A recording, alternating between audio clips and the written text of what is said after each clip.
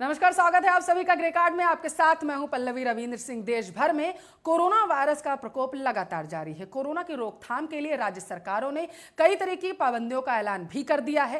राजधानी दिल्ली में और नोएडा में नाइट कर्फ्यू लगा दिया गया, तो वहीं दिल्ली में गंगाराम अस्पताल कोरोना हॉटस्पॉट बनकर अब सामने आ चुका है, जहां वैक्सीनेशन के बावजूद 37 डॉक्टर कोविड-19 पॉजिटिव पाए गए हैं। साथ ही आपको बता दें, दिल्ली एम्स के भी 35 डॉक्टर संक्रमित हो चुके हैं। आज की चर्चा इसी मुद्दे पर, लेकिन उससे पहले रिपोर्ट देखिए, मामला समझिए।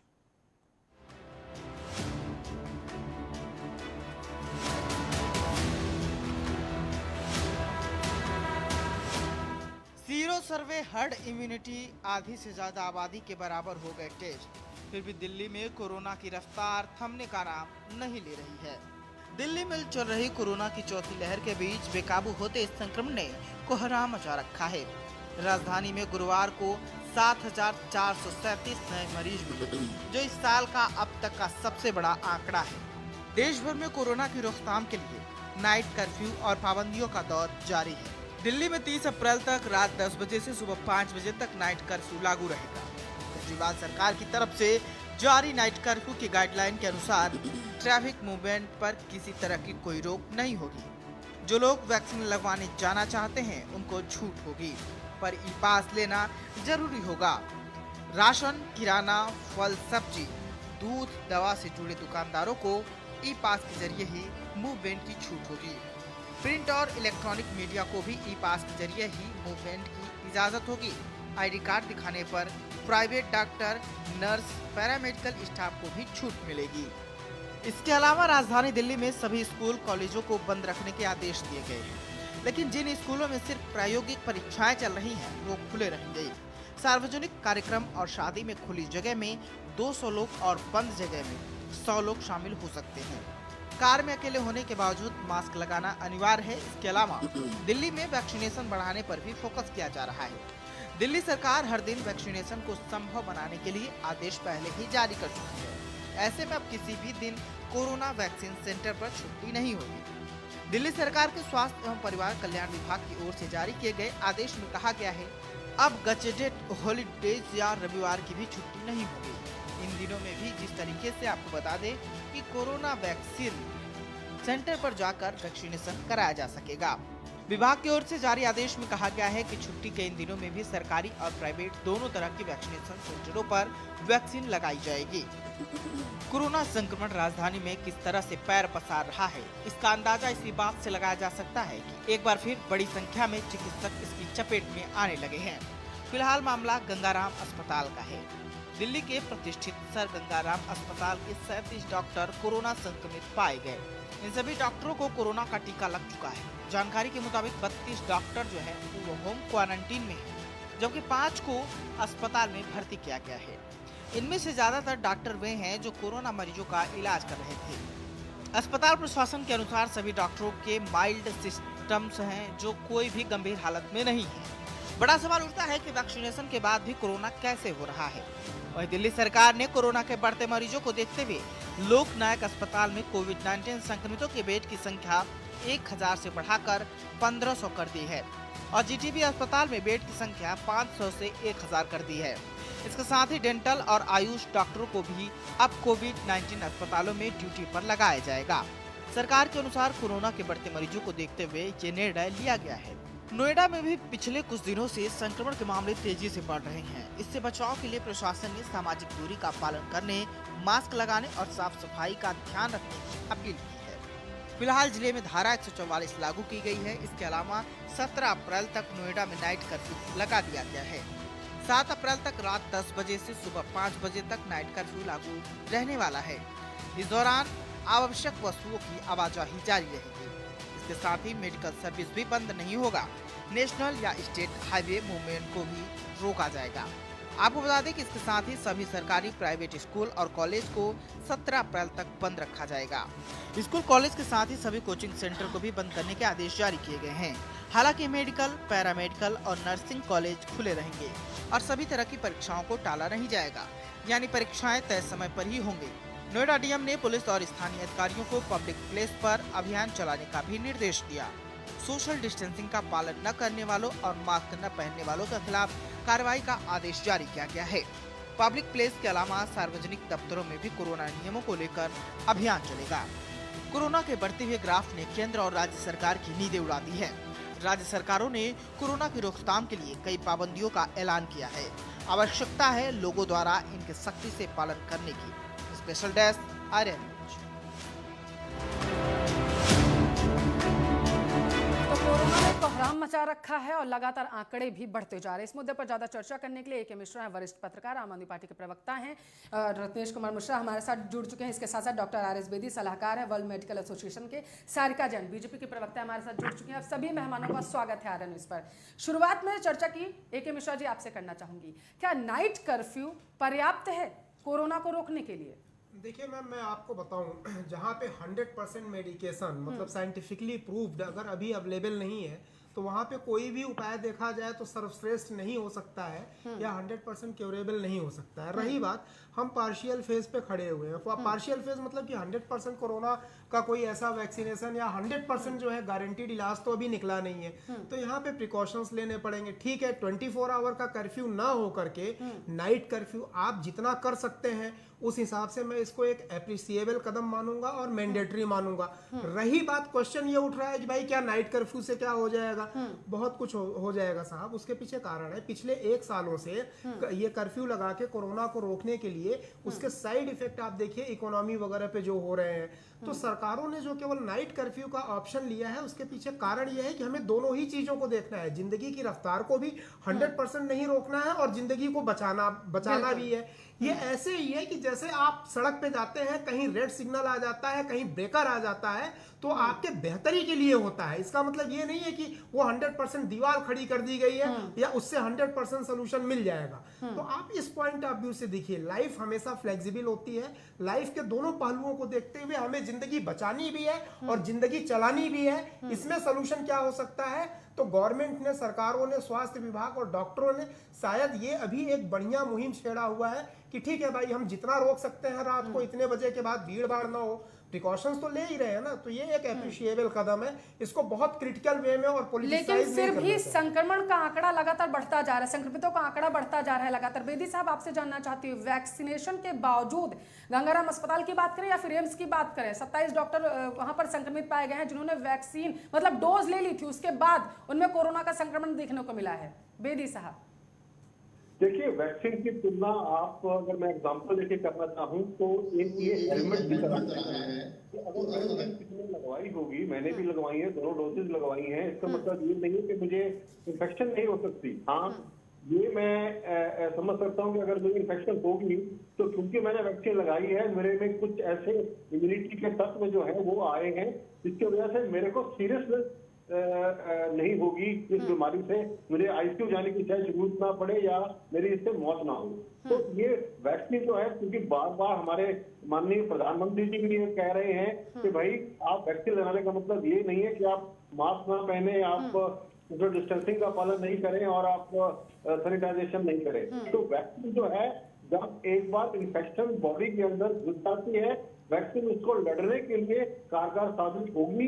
ये भी आगे जाके मालूम पड़ेगा कि कितनी होगी या नहीं होगी, मगर अभी तक के जो आंकड़े हैं वो यही कह रहे हैं कि वैक्सीन लगे हुए लोगों के लिए ये सीरियस नहीं इन्फेक्शन जो है वो साबित हो रही है। यहाँ पर मैं एक और बात कहना चाहूंगा पल्लवी जी, कि देखिए, डॉक्टर होने के नाते मैं ये कहूंगा कि आज का टाइम आ गया है कि हमें सोचना पड़ेगा कि हमें इकोनॉमी को सोचते हुए हमें इकोनॉमी भी हमें ज्यादा नुकसान पहुंचाएगी और लोगों की जानें भी जाएंगी। आज के दिन में साइंटिफिक युग में सिर्फ यही बात हो रही है कि आज 10 दिन का लॉकडाउन करें, क्योंकि हमारे उसमें साइंटिफिक एक रीजन है। तो इंक्यूबेशन पीरियड है वो 8 से 10 दिन का है। तो आज अगर मेरे को कीटाणु घुसते हैं तो मेरे को जो बीमारी के लक्षण है वो लॉकडाउन करें। सारिका जी, तो कर्फ्यू के आगे क्या लॉकडाउन है? देखिए, मेरे भाई ए.के. मिश्रा जी और आर.एस. बेदी जी ने जो बातें बताई है बहुत अच्छी हैं, और जो उन्होंने जी बेदी जी, सारिका जी को सुन लेते हैं। हाँ, दोनों भाइयों ने अपनी बातें बताई हैं और बहुत अच्छे से प्रेजेंट भी किया है कि हमें जिंदगी की रफ्तार को भी कायम रखना है और कोरोना का भी देखना है, क्योंकि हम 1 साल पहले देख चुके हैं कि क्या क्या कोरोना के साथ हमारे साथ हुआ है। तो हमें अपनी जिंदगी की रफ्तार यानी कि इकोनॉमी को भी देखना है और हमें देखना है कि कोरोना से कैसे बचे। तो सबसे पहले तो प्रधानमंत्री जी ने जो सभी के साथ मीटिंग ली है प्रदेशों के साथ, वो बहुत सकारात्मक है। उसमें प्रधानमंत्री जी ने बताया भी है कि हमें ज्यादा से ज्यादा अपनी रफ्तार भी पूरी रखनी है और कर्फ्यू भी लगाना है और किस तरह से हमें बचाना है, पूरा निर्देश दिया है। जिसमें कि दिल्ली सरकार बिल्कुल भी गंभीर नहीं थी, उनकी जो जूम मीटिंग हो रही थी उसमें केजरीवाल जी बिल्कुल भी ध्यान नहीं दे रहे थे। तो मैं ऐसे ही इसी तरह से ये भी बोलना चाहूंगी कि जिस तरह से अरविंद केजरीवाल जी ने संक्रमित एक कोरोना का हब बना दिया है, तो वो ऐसे खिलवाड़ ना करे दिल्ली के साथ, क्योंकि दिल्ली में हम भी रहते हैं। रत्नेश जी, दिल्ली के साथ आप लोग खिलवाड़ कर रहे हैं। गंगाराम अस्पताल एम्स हॉटस्पॉट बन चुका है। अब मैं एक चीज़ बता दूं, सारिका जी मेरी बहन है, शायद इनको शायद पता नहीं कि इनके हमारे जो प्राइम मिनिस्टर साहब हैं उन्होंने खुद दिल्ली में कोरोना के कंट्रोल किए जाने की गतिविधियां जो हैं, जो मॉडल है, उसको अप्रिशिएट किया है। हमें लगता है कि ये पूरी न्यूज अच्छी तरह नहीं देखते हैं। अरे सुन लीजिए, अब कह रहा हूँ, आप बोल रही थी मैं नहीं बोला, आप बोल रही थी मैं नहीं बोला। मेरी एक आदत है कि मैं सबको सुनता हूँ, जब मेरी बारी आती है तो बोलता हूँ। हाँ, ठीक है रत्नेश जी, बात पूरी करिए। या एक मिनट तो सारिका जी। सुनिए, या तो भारतीय जनता पार्टी का प्रवक्ता गलत बोल रहा है या तो भारत का प्रधानमंत्री गलत बोल रहा है।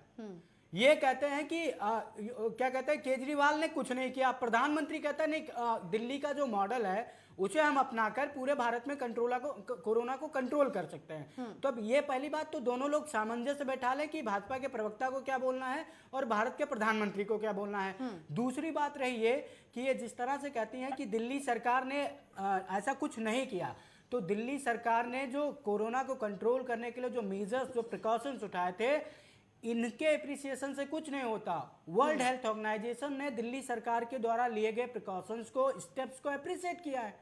और वर्ल्ड हेल्थ ऑर्गेनाइजेशन तो पूरे वर्ल्ड को देख रहा है ना कोरोना कि जहां जहां पर कोरोना के केसेस हैं, पूरे वर्ल्ड को वो ग्लोबली वॉच कर रहा है। तो अगर ग्लोबली वॉच करने वाली एक संस्था ये कहती है नहीं दिल्ली में काम अच्छा हो रहा है, तो फिर इन जैसे लोगों की बातों का मुझे नहीं लगता कोई महत्व रह जाता है। बस केवल राजनीति करते हैं। ठीक है, दिल्ली के नागरिकों का महत्व है रत्नेश जी, दिल्ली के नागरिकों का तो महत्व होगा ही ना, जो यहाँ पर दूसरे राज्यों से काम करने आते हैं उनका तो महत्व होगा ना। देखिए, दिल्ली के व्यक्ति साथ ही भारत के हर एक नागरिक का महत्व है। ठीक है, ठीक है, हमारे लिए भारत का क्या इंतजाम किए जा रहे हैं आम आदमी पार्टी की तरफ से उनके लिए? क्योंकि लास्ट टाइम जो तस्वीरें सामने आई थी, प्रवासी मजदूर जो थे वो जा रहे थे दिल्ली छोड़कर, और वैसी ही तस्वीरें अब सामने आ रही हैं। देखिए, पहली बात तो ये कि कल की जो वर्चुअल मीटिंग हुई है माननीय प्रधानमंत्री जी के साथ सारे मुख्यमंत्रियों की, ठीक है, उसमें प्रधानमंत्री जी ने ये क्लियर कर दिया है कि कंप्लीट लॉकडाउन नहीं होने वाला इंडिया में। मेरा सवाल नहीं समझ, प्रधानमंत्री का सवाल मैं ले लूंगी जी के सारिका जी। आप बताइए कि केजरीवाल ने क्या तैयारियां की हैं? लास्ट ईयर भी ऐसी तस्वीरें सामने आई थी, मजदूर पलायन करने लगे थे जो अपने राज्यों को छोड़कर यहाँ पर आए थे 2 जून की रोटी कमाने के लिए। वही जवाब दे रहा हूँ, वापस जा रहे हैं, क्या किया? मैं जवाब दे रहा हूँ, उसका जवाब दे रहा हूँ। आप चली जाइए ग्राउंड पे, मैंने पहले भी कहा है और आज भी कह रहा हूँ कि सख्त नियम बना देने से, सख्त कानून बना देने से लोगों के बीच जब तक आप इस बात की क्या कहते हैं सजगता नहीं फैलाएंगे, लोग जब तक अपनी जिम्मेदारी नहीं समझेंगे, तब तक सरकार एक छोटी सी भी महामारी नहीं रोक सकती। कोरोना तो बहुत बड़ी महामारी है। ठीक है, ठीक। और रही बात, दिल्ली सरकार लगातार स्वास्थ्य सेवाओं को और भी समृद्ध करती जा रही है, ताकि दिल्ली के लोगों को, जो भी लोग कोरोना पॉजिटिव हो रहे हैं, ठीक है, या पॉजिटिव हो गए, तो उनको क्या कर रहे हैं? उनको उचित इलाज दिया जाने की व्यवस्था की जा रही है। भाई बताइए, इलाज दिलाया जा रहा है उनको। मेरा सवाल नहीं समझे थे आप, या फिर तीसरी बार मैं सवाल करूं तब आप समझेंगे, या फिर आप गोल मोल घुमा करके सवाल से बचने की कोशिश कर रहे हैं? बच क्यों रहा हूं? हमारी रिस्पांसिबिलिटी है जवाब देना। हाँ, तो जवाब दीजिए, जवाब तो दे रहा हूं। जवाब दीजिए, क्या किया है दिल्ली की जनता के लिए? इंतजाम क्या किए जा रहे हैं? दिल्ली एक साल बाद भी अगर स्थितियां दिल्ली में ऐसी हैं कि यहाँ से मजदूर पलायन कर रहा है, ये सोचकर कि कहीं वैसी स्थितियां ना हो जाएं, या फिर से एक बार हमको बॉर्डर्स पर ना छोड़ दिया जाए, तो इससे अच्छा है कि अभी से घर पहुंच जाए। अगर एक साल भी स्थितियां वैसी ही रिपीट हो रही हैं, तो क्या तैयारियां की हैं आप लोगों ने? देखिए, पहली बात तो मैं आपको ये बता दूं कि आप दिल्ली को केवल इसलिए टारगेट मत करिए क्योंकि दिल्ली में टारगेट नहीं, मैं आपसे जानना चाहती हूँ कि दिल्ली सरकार ने क्या तैयारियां की हैं। मैं सिर्फ ये जानना चाहती हूँ, यहाँ पर टारगेट करने की बात नहीं है रत्नेश जी। सुनिए, मैं आपको एक चीज बता दूं, दिल्ली में भी लोगों के जीविकोपार्जन के लिए जो चीजें आवश्यक हैं, जिनके बिना नहीं चल सकता, वो उद्योग भी खुले हुए हैं, और लोग अपने काम भी कर सकते हैं। उन जगहों पर जहां रोका जा सकता है और उसके रोकने का कोई इकोनॉमिक बैड इफेक्ट नहीं पड़ रहा है, उसको सरकार ने कंट्रोल किया है। हमने जो एक दिन पहले किया था, उत्तर प्रदेश की सरकार ने 3 दिन बाद किया। तो एक चीज बताए, अगर हम गलत थे तो फिर उत्तर प्रदेश सरकार भी तो गलत है। सारिका जी कुछ कहना चाहती है? सारिका जी। पल्लवी जी, मैं अपने भाई रत्नेश जी को बोलना चाहूंगी कि मैं इनसे सिर्फ ये पूछना चाहती हूँ कि केजरीवाल सरकार की क्या उपलब्धि है। बिजनेसमैन अपना काम कर रहा है, स्वास्थ्य कर्मचारी अपना काम कर रहे हैं, लेकिन इनकी उपलब्धि क्या है मैं बताती हूँ। इनकी उपलब्धि क्या है, कल मैंने मेट्रो में सफर किया, उसमें लिखा था कि हर महिलाओं के लिए लाइट लगवा दी है हमने खंभों पर। हमने जैसे ही मैं मेट्रो से नीचे उतरी तो एक होर्डिंग और देखा कि हमने मार्शल लगवा दिए हैं बसों पर। ये 6 साल से क्या कर रहे थे, अब अगले साल एमसीडी का इलेक्शन है तो इन्होंने होर्डिंग भी शुरू कर दी है, क्योंकि वो तो दिल्ली का पैसा है। पिछली बार भी 100 करोड़ रुपया इन्होंने जो कि कोरोना के इलाजों में लगना था, जो कि आईसीयू बेड खरीदने थे, इन्होंने क्या किया, उस पैसे का भ्रष्टाचार किया और होर्डिंग्स लगवाए। पूछिए रत्नेश जी से, क्या इन्होंने ऐसा नहीं किया? इनकी उपलब्धि क्या है? इनकी उपलब्धि कुछ नहीं है अपने हाथों से। ये लोग जमीन पर उतरकर भी नहीं देखते हैं कि क्या चल रहा है। इन्होंने बोला कि वर्ल्ड हेल्थ ऑर्गेनाइजेशन ने इनको बोला है कि इनकी दिल्ली की व्यवस्था बहुत अच्छी चल रही है।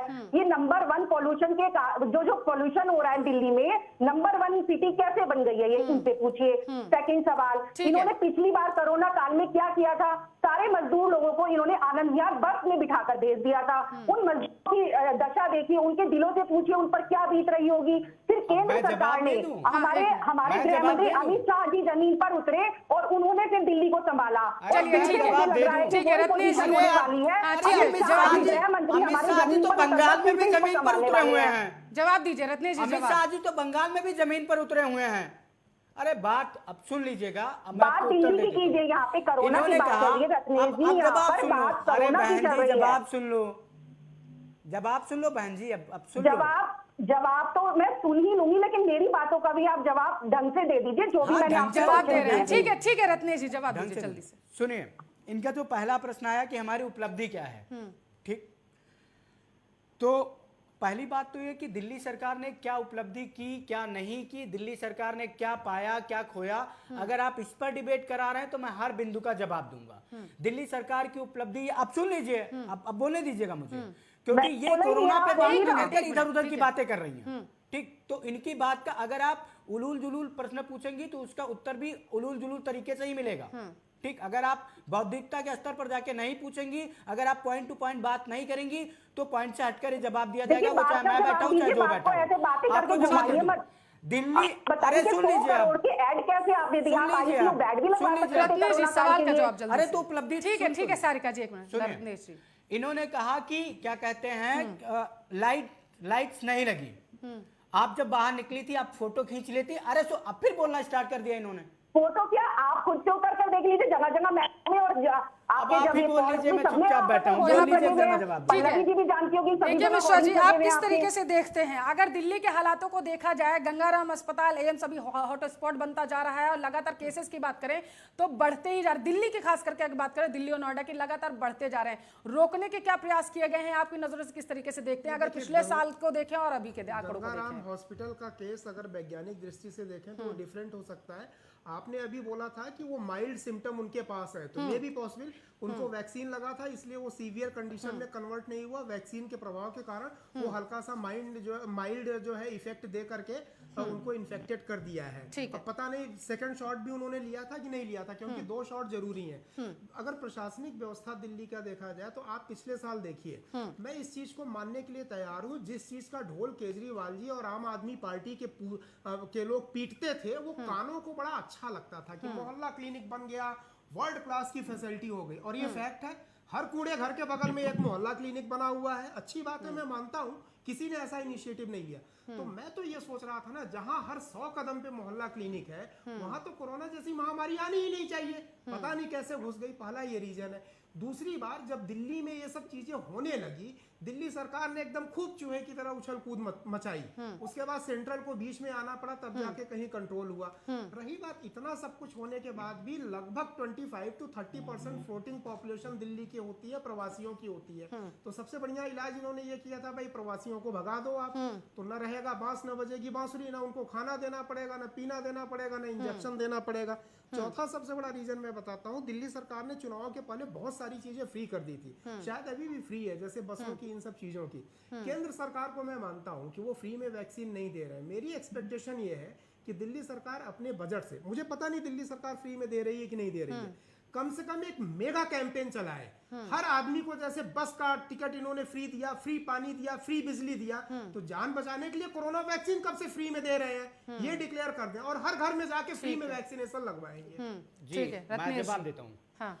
पहले मुझे ये बता दें कि उत्तर प्रदेश की सरकार कब फ्री वैक्सीन दे रही है, मध्य प्रदेश की सरकार कब फ्री वैक्सीन दे रही है, गुजरात की सरकार, यूपी क्यों भाग रहे अरे हैं? सुन आप तो दिल्ली में रहिए, अरे सुन तो लीजिए, दिल्ली के अरे बारे सुन में तो बात लीजिए, मत करिए। बिल्कुल बिल्कुल करेंगे। जहां भारतीय जनता पार्टी की सरकार है वहां कब लाया जाएगा फ्री में? आप जहां कंप्लीट स्टेट है, जहां कंप्लीट स्टेट है वहां पर कब लाया जाएगा? अरे भैया आपने कानून बनाकर अब तो उपराज्यपाल को मुखिया बना दिया। आप लंदन से करेंगे कि हमने वर्ल्ड क्लास जो है वो हर कूड़े घर के बगल में हमने बना दिया हुआ है। अरे कूड़ा उठवाना एमसीडी का काम है, दिल्ली सरकार का नहीं है। कूड़ा उठवाना एमसीडी का काम है। आप एमसीडी कूड़ा क्यों नहीं उठवाती? एमसीडी कूड़ा क्यों नहीं उठवाती? पानी फ्री, बिजली फ्री, वैक्सीन क्यों नहीं फ्री दे रही है? क्यों? लोगों के जान के साथ। अरे भाई वैक्सीनेशन का सुनिए, वैक्सीन सुन लीजिए, अब सुनिए, जवाब दे रहा हूँ। वैक्सीन के डोजेज का अलॉटमेंट यूनियन गवर्नमेंट के हाथ में है। यूनियन गवर्नमेंट दे दे दिल्ली सरकार को कि नहीं आप ले नहीं तो दे रही है, प्रधानमंत्री नरेंद्र मोदी जी सभी को वैक्सीन दे रही है। ठीक है, हाँ ठीक है, हम मान गए। अरे सुनिए मिश्रा जी, सुनिए, अरे तो मान लीजिए ना कि भाई हम यूनियन गवर्नमेंट के सामने हमें भीख मांगना पड़ता है, मान लीजिए ना, हर राज्य को मांगना पड़ता है। फिर क्यों चिल्लाते हैं कि हमने ये किया वो किया?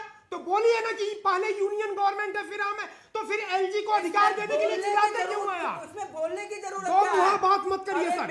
या तो आप मान लीजिए कि यूनियन गवर्नमेंट के बिना हम संभाल नहीं सकते हैं। यही चीज हमने बोला कि पिछली बार भी दिल्ली में जब ये सब चीजें हुई तो यूनियन गवर्नमेंट को आना पड़ा, आपकी गवर्नमेंट फेल हो गई। अच्छा, जब क्रेज लेना होगा तो हम है जी, जब हाथ पांव फूलने लगेंगे तब यूनियन गवर्नमेंट नहीं दे रही है, तो आपकी क्या रिस्पांसिबिलिटी है? सवाल तो यही था कि पिछली तस्वीरें वापस आ रही हैं रत्नेश जी, पिछली तस्वीरें वापस आ रही हैं। एक साल में क्या किया है केजरीवाल ने? फ्री में वैक्सीन आप कब बांटेंगे पहले ये डिक्लेयर करिए, जैसे फ्री में बिजली पानी और आपने बस का टिकट दिया था। ठीक है, मैं डिक्लेयर करता हूँ, यूनियन गवर्नमेंट को बीच में मत लाइए। नहीं, आप पानी देने के लिए यूनियन गवर्नमेंट से पूछा था, बस का टिकट फ्री करने के लिए यूनियन गवर्नमेंट से आपने पूछा था।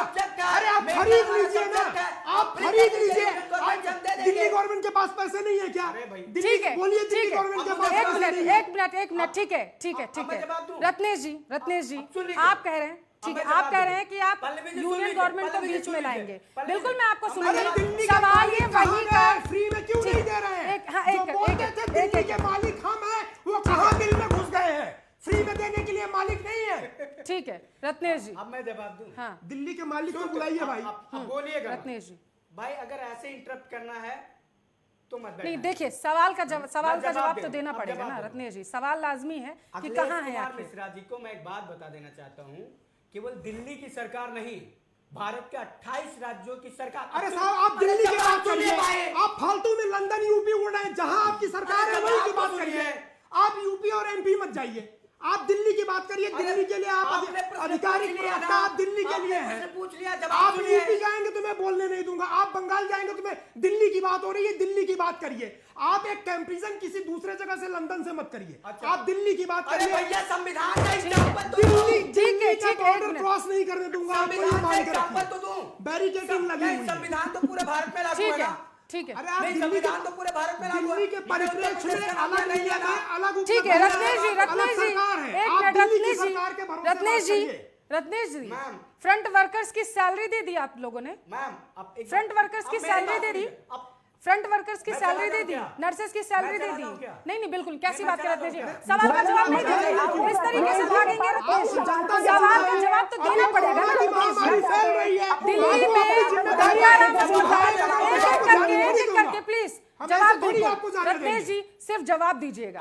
जवाब आप इस बात को इंश्योर करिए कि जब मैं बोलूंगा तो आप सवाल का जवाब दीजिए, कोई इंटरप्ट नहीं करेगा, सिर्फ सवाल का जवाब, इधर उधर की बात नहीं, सवाल का जवाब। भारतीय संविधान में जो व्यवस्था है, आप प्लीज मत बोलिएगा क्योंकि मैं संविधान जवाब, ठीक है, जवाब, भारत के पूरे भारत का है। जवाब। भारतीय संविधान में जो व्यवस्था है कि जब भी कोई महामारी होगी या कोई आपात स्थिति होगी तो समस्त राज्यों की जो शक्तियां हैं वो केंद्र के अधीन कार्य करेंगी। ठीक? केवल एक समस्त राज्य, मैंने ना तो दिल्ली का नाम लिया ना उत्तर प्रदेश का नाम लिया। अब मिश्रा जी इस पे कूद जाते, थोड़ा उछल हम बाद में कूदेंगे, आप बोलिए। उछल जाते, इसलिए मैंने हम आपको समस्त बोल ठीक ही है, दे रहे हैं, जल्दी आप जल्दी बोलिए। जवाब दीजिए, आप जल्दी सुनिए, जवाब दीजिए। एहसान नहीं कर रहे आप। ठीक, रही बात ये कि समस्त राज्य जो होते हैं एपिडेमिक पे या इमरजेंसी कंडीशंस में, ठीक है, यूनियन के अंडर काम करते हैं। और हम सब जानते हैं कि जो भी केंद्र राज्य संबंधों के बीच में जो वित्तीय संबंध है, ठीक है, वित्तीय संबंधों में संघ को प्रधानता दी गई है हमारे संविधान में। ठीक, दूसरी बात, सबसे बड़ी बात यह है कि जितने भी राज्य हैं वो सारे वित्तीय मामलों में वित्तीय संसाधनों के लिए केंद्र के ऊपर निर्भर हैं। केंद्र के ऊपर, केंद्र जब तक उन्हें अनुदान नहीं देगा, केंद्र उन्हें अगर सब्सिडी हाई कोर्ट ने आप लोगों से बोला है, क्या बोला हाई कोर्ट ने आप लोगों से कि फ्रंट वर्कर्स की सैलरी दे दीजिए कम से कम, जो महीनों से नहीं दी है आप लोगों ने। सवाल यही था। अब इसमें संविधान और केंद्र सरकार कहां से आ गई? सीधा हाई कोर्ट ने फटकार लगाई है केजरीवाल को। हाँ, ठीक है, आप बोलिए। मिश्रा जी, आप संविधान की बात करिए, हम संविधान के हिसाब से और जल्दी केंद्र से सरकार के बेदी साहब के पास भी मुझे जाना है, इंतजार कर रहे हैं वो। जल्दी से, अगली बात का जवाब जल्दी से। हाँ, अगली बात का जवाब सुनिए। हाई कोर्ट ने जो कहा कि फ्रंट वर्कर मतलब जो एमसीडी के डॉक्टर्स हैं, जो एमसीडी के हॉस्पिटल्स हैं, ठीक है, जो एमसीडी के प्राइमरी स्कूल्स हैं, ठीक, उनके वर्कर्स को सैलरी नहीं दी गई है। वो क्यों नहीं? वो वहां पर किस पार्टी की है और वो किसके अधीन आता है? एमसीडी में बीजेपी बैठी है। रत्नेश जी, आप अभी भी मुद्दे को भटका रहे हैं या फिर आप कहेंगे कि बोलने नहीं दिया जा रहा है? सीधा हमने खुद वो खबर चलाई है और मैंने खुद उस मुद्दे पर डिबेट भी है। नर्सेस की सैलरी नहीं दी गई है।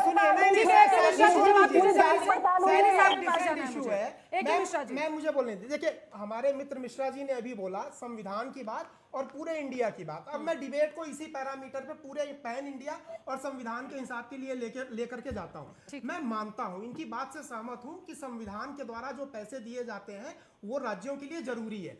अब मुझे आप एक चीज ये बताइए, मैं किसी एक प्रदेश का नाम नहीं ले रहा हूं क्योंकि मिश्रा जी ने पैन इंडिया को ओपन कर दिया है।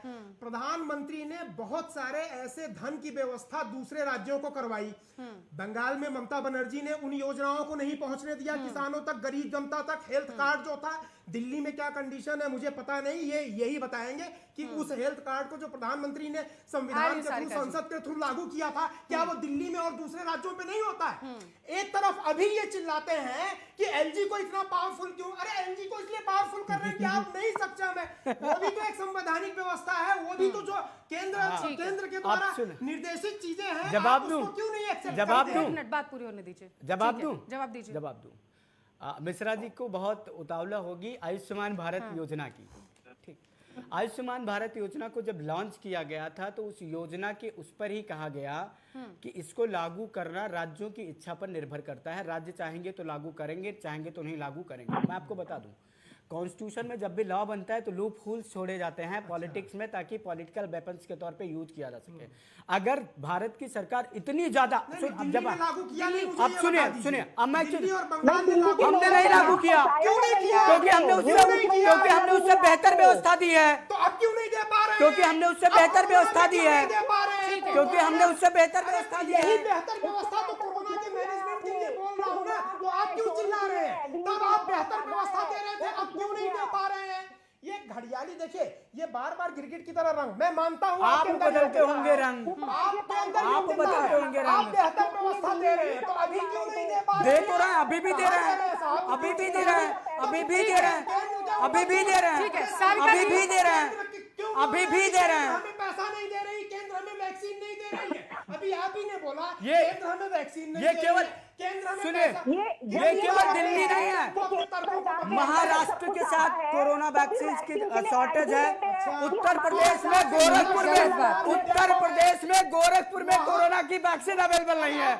सुनिए, एक मिनट, महाराष्ट्र की बात की रत्नेश जी आपने, सुनिए मेरी बात, महाराष्ट्र की आपने बात की, एक मिनट, महाराष्ट्र की आपने बात की, शांति के साथ एक-एक करके प्लीज, शांति के साथ सभी पैनलिस्ट से गुजारिश है, एक-एक करके प्लीज, एक-एक करके। महाराष्ट्र के रत्नेश जी आपने बात की, आपको पता है अगर राज्यों की बात की जाए तो सबसे ज्यादा डोजेस महाराष्ट्र को दी गई और 90 लाख वहां पर वैक्सीनेशन हो चुका, 90 लाख डोजेस लोगों को लग चुकी हैं। और आपको पता है कितने लाख डोज, सुनिए मेरी बात, सुनिए मेरी बात, कैसी बात कर रहे हैं आप? पता है आपको 10 लाख डोजेस खराब हो गई क्योंकि वो लोगों को लगाई नहीं जा सकी, लगाई नहीं गई है लोगों को। गलत जानकारी आप दर्शकों को दे रहे हैं यहाँ पर रत्नेश जी, गलत जानकारी नहीं रत्नेश जी। 10 लाख डोजेस खराब हो गई, लोगों को लगाई नहीं गई है, सिर्फ 90 लाख लगाई गई है। कैसी बात कर रहे हैं आप? महाराष्ट्र को सबसे ज्यादा मिला हुआ है। गलत जानकारी नहीं, गलत जानकारी नहीं। आप अगर महाराष्ट्र की बात कर रहे हैं तो सही जानकारी लेके बैठिए। सारिका जी, अगर दिल्ली हर चीज में सक्षम है, अगर दिल्ली ने सारी व्यवस्थाएं की हुई हैं, तो फिर यहाँ पर केसेस लगातार क्यों बढ़ रहे हैं? सारिका। हाँ, जैसे रत्नेश जी अभी बड़ी बड़ी बातें कर रहे हैं और उनके जो वादे हैं वो खोखले हैं एकदम। सिर्फ दिल्ली वालों को बेवकूफ बनाना इनको आता है। हमारे जो प्रधानमंत्री हैं उन्होंने सभी राज्यों के लिए मेरी बात सुन लीजिए, फिर अपनी बात आप रखिएगा। ठीक है, हमने नहीं बोला जब आप बोल रहे थे, आप पहले सुन लीजिए। बेवकूफ बना रखा है। एक मिनट रत्नेश जी, आप सुन लीजिए प्लीज। ठीक है, सारिका जी बात पूरी करिए। आपने नौकरी के नाम पे बेवकूफ बनाया, आपने स्वास्थ्य व्यवस्थाओं के नाम पे बेवकूफ बनाया। रत्नेश जी प्लीज, रत्नेश जी एक मिनट, उनकी बात पूरी होने दीजिए, करने के नाम पे उनकी बात पूरी होने दीजिए, उनकी बात आप बेवकूफ बना रहे हैं। आपको आरोप हमारे ऊपर लगाते हैं, छात्र आपके विरुद्ध खड़ा है, डॉक्टर आपके विरुद्ध खड़े हैं, किसान आपके विरुद्ध खड़ा है, जवान आपके विरुद्ध खड़ा है और ठीक है, हम बना रहे हैं। ठीक है रत्नेश जी, ठीक है। सारिका जी बात पूरी करिए, बात पूरी करिए अपनी आप। पल्लवी जी, रत्नेश जी जो बोल रहे हैं एकदम धरातल की बात नहीं कर रहे हैं। रत्नेश जी कैसी बात कर रहे हैं आप? इस तरीके से चर्चा होती है? एक मिनट, बात पूरी होने दीजिए, बात पूरी होने दीजिए। सारिका जी वेट कर रही थी वो अपनी बारी का। सारिका। पल्लवी जी, प्रधानमंत्री नरेंद्र मोदी जी सभी राज्यों की जो सीएम थे उनसे मीटिंग की और सभी को पूछा गया कि कितनी वैक्सीन वहां पर जरूरत है। और कभी भी प्रधानमंत्री नरेंद्र मोदी जी दिल से काम करते, कभी पक्षपात नहीं करते कि उस में इतनी जाएगी। उनके लिए 125 करोड़ देशवासी उनके अपने हैं। और जिन राज्यों में वैक्सीन वेस्ट हो रही है उन राज्यों से पूछना चाहिए कि आखिर वहां पर वेस्ट क्यों हो रही है। और रही बात दिल्ली सरकार की, दिल्ली सरकार से मेरी एक ही शिकायत रहेगी, इसमें राजनीति बिल्कुल नहीं करनी चाहिए, दिल से काम करना चाहिए। क्योंकि कल इनकी माँ बहन भी हो सकते हैं, मेरे घर के परिवार के लोग भी हो सकते हैं, आपके परिवार के लोग भी हो सकते हैं। क्योंकि कोरोना किसी को कहकर नहीं आएगा। दिल से काम करिए। हम राजनीति में ठीक है बेदी साहब, सियासत भरमार है, आखिर उपचार का क्या इलाज? कैसे उपचार आखिर कैसे होगा? सिर्फ और सिर्फ राजनीति देखिए, आप सुन ही रहे होंगे पैनलिस्ट को। बेदी साहब, हाँ सारिका जी एक मिनट, हेल्थ केयर वर्कर्स मैं बात पूरी कर लेती हूँ। पल्लवी जी, पल्लवी जी मैं बात पूरी कर लेती हूँ। जो है कोरोना के बारे में बेदी साहब बड़ी देर से वेट कर रहे थे सारिका जी। पैंडेमिक के बारे में हो रही है और डॉक्टर को शायद 2 लफ्ज में बोलने के लिए भी टाइम नहीं मिल रहा। नहीं, आप बात पूरी करिए अपनी। हाँ अब हाँ, इसका महत्व है कि बात मैं कह रहा हूँ कि इंडियन मेडिकल एसोसिएशन ने बहुत देर से ये डिमांड की हुई है कि आईएएस के जैसे आईआरएस है, आईपीएस है, ऐसे इंडियन मेडिकल सर्विस होनी चाहिए, एक सेंट्रलाइज सर्विस होनी चाहिए। आज ये हम डिबेट में देख रहे हैं सेंट्रल वर्सेस स्टेट या ऑपोजिशन वर्सेस रूलिंग पार्टीज, एक दूसरे को ब्लेम करने का टाइम नहीं है। एक सूत्रधार होना चाहिए, एक इंडियन मेडिकल सर्विस होनी चाहिए, डायरेक्शन ऊपर से आए और वो जो उनके जो सर्विस के अंदर जो उनके विभाग में कर्मचारी होंगे, एक डायरेक्शन बहुत सीमलेस तरीके से सामने आनी चाहिए। पहली बात तो ये है कि अब टाइम आ गया कि इंडियन मेडिकल सर्विस जो है उन्हें करनी पड़ेगी अगर हेल्थ के ऊपर इन्होंने ध्यान देना है तो, नंबर 1। बट मैं यहाँ पर ये भी कहना चाहूंगा कि केंद्र सरकार ने इस पे कदम उठाया है और अब इंडियन मेडिकल सर्विसेज की तरफ वो इसको नोटिफिकेशन किया है, वो लाने के लिए बात कर रहे हैं। मैं अब दूसरी बात ये करना चाहता हूँ कि हमें ये देखना है कि पहली वेव और ये दूसरी वेव में अंतर क्या है। पहली वेव जो है 500 जब केसेस थे तो हमने लॉकडाउन लगा दिया, इसके बारे में चर्चा हुई। मगर अब तो क्या है कि लाखों केसेस पर डे हो रहे हैं और हम लॉकडाउन नहीं लगा रहे हैं। अब जो वायरस है ये मल्टीप्लिकेशन फैक्टर के साथ बढ़ता है। आपने देख भी लिया है, एक केस 100 बनाता है, 100 हजारों में बनाता है, 1000 लाखों में हो जाते हैं, लाखों करोड़ों में होते हैं। तो ये जो वायरस की जंग है, वायरस के खिलाफ हमें इसकी जो नेचर है वायरस की, इससे उसको देखने के साथ ही उसकी जंग लड़ी जा सकती है। अब 2 बातें और जो सामने आ रही हैं जिसकी वजह से केसेस बहुत तेजी से बढ़ रहे हैं, पहली बात यह है कि बच्चों में भी पाया गया है, और दूसरी बात यह है कि पहले यंग जो जनरेशन थी उनमें ये केसेस बहुत ज्यादा नहीं पाए गए थे। आज जो सेकंड वेव है उसमें यंग जनरेशन जो है वो भी इतनी ही प्रभावित हो रही है जितनी कि ओल्ड जनरेशन प्रभावित हो रही है। अब इस कहने का मेरा तात्पर्य ये है कि जो यंगर जनरेशन है वो बाहर जाती है, बच्चे भी जो है वो एसिम्प्टोमेटिक हो रहे हैं, माइल्ड केसेस हो रहे हैं, एंड ये दोनों जो है वो सुपर स्प्रेडर बनकर, ये जो लफ्ज आया था सुपर स्प्रेडर, ये जो है यंग जनरेशन जो क्योंकि प्रभावित हो रही है ये सुपर स्प्रेडर की तरह काम कर रही है। और दूसरी एक बात जो है वैक्सीन वेस्टेज को लेके आ रही है। मैंने इसी डिबेट में भी ये कहा था कि 10 डोज की वाइल में वैक्सीन तो है 15 से 20% लाजिम है कि वो वेस्ट होगी। अगर हम 5 डोज की वाइल बनाएंगे तो वेस्टेज को हम काफी हद तक कम कर सकते हैं। लेकिन बेदी साहब, यहाँ पर सवाल ये भी महत्वपूर्ण है कि जिस तरीके से कोरोना वायरस लगातार फैलता जा रहा है, संक्रमण के केसेस लगातार बढ़ते जा रहे हैं, ग्राफ जो है वो रुकने का नाम नहीं ले रहा, बढ़ता ही जा रहा है। लोगों की लापरवाही इसकी वजह है, या फिर पिछले साल को देखते हुए सरकारों की तरफ से, हमारी तरफ से कोई इंतजामात ही नहीं किए गए, इसकी वजह से बढ़ते गए? बेदी साहब, दोनों तरफ से है, हाफ हार्टेड मेजर्स हैं, लोगों में डर खत्म हो गया है। मैं आज ये कहूंगा कि पर्सनल प्रोटेक्शन जो है वो ही एक मंत्रा है जिसको हमें हर एक को समझना पड़ेगा।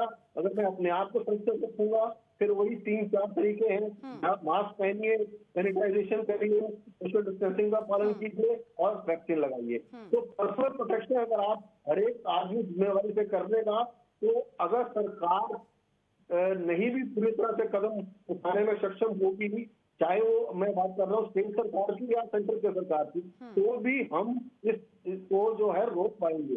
अगर पर्सनल प्रोटेक्शन हम अपने लिए ये प्रोटेक्शन नहीं रखेंगे तो अगर सरकारें कुछ करना भी चाहेंगी तो भी इसमें कामयाब नहीं होगी। ये बात तो समय की कमी है कि मिश्रा जी, इसलिए आखिरी सवाल आप ही से लेना चाहती हूँ।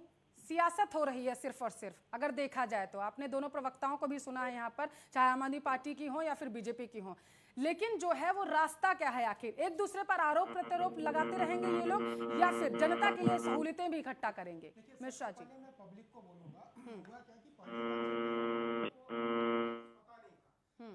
ने भी प्रिकॉशन बहुत लिया, मास्क पहनना, सैनिटाइजर यूज करना। जैसे ही डिक्लेयर हुआ कि वैक्सीन बन गई है तो पब्लिक के साथ साथ सारे लोग थोड़ा सा केयरलेस हो गए। अभी भी आप देखिए लोग मास्क नहीं पहन रहे हैं, सैनिटाइजर का यूज कम हो गया है। मैं बोलूंगा सियासत को आप छोड़िए, सरकारें अपना काम कर रही हैं, कोई भी है अच्छा है बुरा है, जितना है वो कर रही हैं। आप अपने आप को बचाइए, आप प्रिकॉशन टॉप पे रखिए। कहने का मतलब है मास्क पहनिए, सैनिटाइजर को आप वैसे ही आपातकालीन स्थिति की तरह प्रयोग करिए। कुछ ऐसे हेल्दी फूड डाइट या आप जूसेस वगैरह लेते रहिए जैसे अदरक वगैरह के होते हैं जो कि आपको इन्फेक्शन से इम्यूनिटी प्रदान करते हैं। अभी तक तो तरीका यही है। और उसके बाद जब वैक्सीन लग जाए या 100% जब इंफॉर्मेशन आ जाए कि ये कंट्रोल्ड हो गया है, दवाई बन गई है, तब आप फ्री होके घूमिए।